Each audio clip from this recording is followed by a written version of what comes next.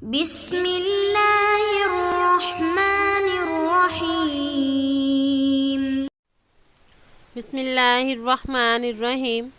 ہمارے آج کے سبق کا عنوان ہے القرآن یصرح بدعوت عیسیٰ، یعنی قرآن حضرت عیسیٰ علیہ السلام کی دعوت کی تصریح کرتا ہے۔ قرآن پاک میں جگہ جگہ حضرت عیسیٰ علیہ السلام کی دعوت کو صراحت کے ساتھ، وضاحت کے ساتھ بیان کیا گیا کہ حضرت عیسیٰ علیہ السلام کی دعوت میں نعوذ باللہ کوئی کجی نہیں تھی۔ حضرت عیسیٰ علیہ السلام کی دعوت خالص توحید کی طرف تھی، لیکن بعد میں لوگوں نے اس کو تبدیل کر دیا۔ وقد نقل القرآن وهو الكتاب المصدق لما بين يديه والمهيمن عليه من اعلان سيدنا عيسى بالتوحيد الخالص والدعوة إليه في اسلوب صریح واضح لا مزید علیہ۔ قرآن نے نقل کیا اور وہ اپنے سے پہلی کتابوں کی تصدیق اور حفاظت کرتا ہے۔ جناب عیسیٰ علیہ السلام نے صاف انداز میں خالص توحید اور اس کی طرف دعوت دینے کا اعلان کرتا ہے جس پر کوئی اضافہ نہیں ہو سکتا، یعنی اتنی وضاحت کے ساتھ اس کو بیان کرتا ہے۔ لقد کفر الذین قالوا ان اللہ هو المسیح ابن مریم۔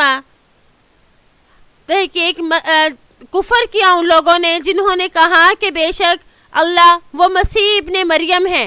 وقال المسیح، اور عیسیٰ علیہ السلام نے فرمایا یا بنی اسرائیل اعبدوا اللہ ربی و ربکم، اے بنی اسرائیل تم عبادت کرو اللہ کی جو میرا اور تمہارا رب ہے۔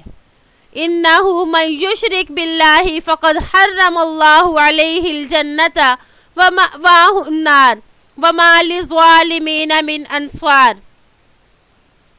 بے شک جو شخص اللہ تعالیٰ کے ساتھ شریک قرار دے گا سو اللہ تعالیٰ اس پر جنت کو حرام کر دے گا اور اس کا ٹھکانہ دوزخ ہے، ایسے ظالموں کا کوئی مددگار نہیں ہوگا۔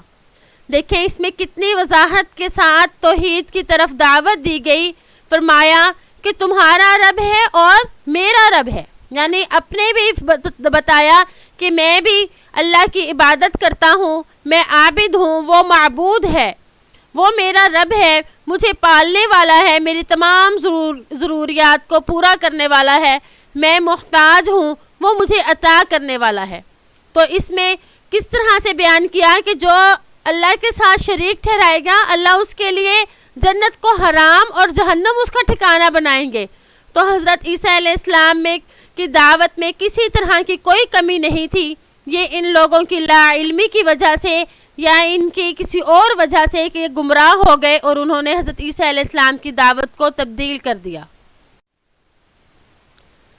منزلۃ التوحید فی دعوتہ، ان کی دعوت میں توحید کا مقام، یعنی حضرت عیسیٰ علیہ السلام کی دعوت میں توحید کو ایک خاص مقام حاصل تھا، جو کہ بعد کی کتابوں میں تبدیل ہونے کے بعد بھی اب بھی دیکھا جائے تو انجیل میں کئی ایسی باتیں ملتی ہیں جس میں عقیدہ توحید کو بیان کیا جاتا ہے۔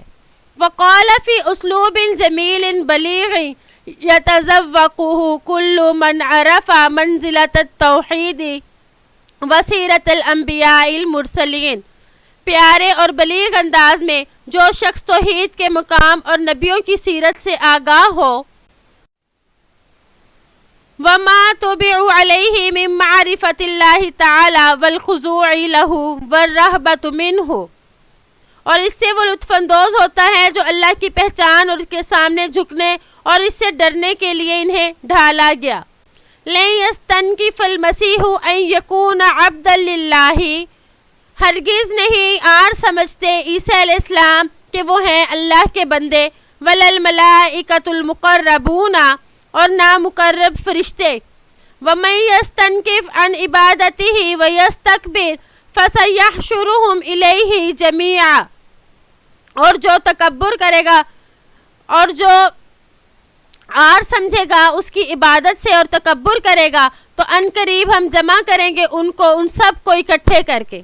فَأَمَّا الَّذِينَ آمَنُوا وَعَمِلُوا الصَّالِحَاتِ فَيُوَفِّيهِمْ أُجُورَهُمْ وَيَزِيدُهُمْ مِنْ فَضْلِهِ، بہرحال وہ لوگ جو ایمان لائے اور انہوں نے نیک عمل کیے پس پورا دیں گے انہیں ان کا اجر اور اپنے فضل سے ان کو زیادہ دیں گے. وَأَمَّا الَّذِينَ اسْتَنْكَفُوا وَاسْتَكْبَرُوا فَيُعَذِّبُهُمْ عَذَابًا أَلِيمًا. اور جن لوگوں نے آر کیا ہوگا اور تکبر کیا ہوگا تو ان کو سخت دردناک عذاب دیں گے. وَلَا يَجِدُونَ لَهُم مِّن دُونِ اللَّهِ وَلِيًّا وَلَا نَصِيرًا. اور وہ لوگ کسی غیر اللہ کو اپنا مددگار یا اپنا یار نہ پائیں گے، نہ ان کا کوئی دوست کوئی یار ہوگا اور نہ کوئی ان کا مددگار ہوگا. تو اس میں بھی عقیدہ توحید کا ایک خاص مقام بتایا کہ بخشنے کے لیے، جنت میں جانے کے لیے جو ہے وہ عقیدہ توحید کی ضرورت ہے. اور جو یہ کہے کہ میں اللہ کا بندہ نہیں ہوں، اس بات سے آر سمجھے کہ میں اللہ کی عبادت کروں یا میں اللہ کا بندہ ہوں، میں اللہ کی بندگی اختیار کروں، تو ایسا شخص جو ہے وہ جہنم میں جائے گا، اور جو اس کی پیروی کرے گا وہ بھی جہنم میں جائے گا. تو اللہ تعالیٰ نے بتایا کہ میرے انبیاء جو ہیں وہ کبھی ایسی غلط بات نہیں کر سکتے. انبیاء کا ٹھکانہ جنت ہے. انبیاء کی باتیں اللہ کی طرف سے ہوتی ہیں، اور انبیاء نے کبھی کوئی بھی نبی ہو انہوں نے شرک کی دعوت نہیں دی. تمام نبیوں کی دعوت میں یہ بات ہے کہ تمام نبیوں کی دعوت میں توحید کی بات تو سب میں ہی ہے. یہ مشترک بات ہے کہ انبیاء نے توحید کی طرف دعوت دی. امید ہے کہ آپ کو آج کا سبق سمجھ آ گیا ہوگا. السلام علیکم ورحمۃ اللہ وبرکاتہ.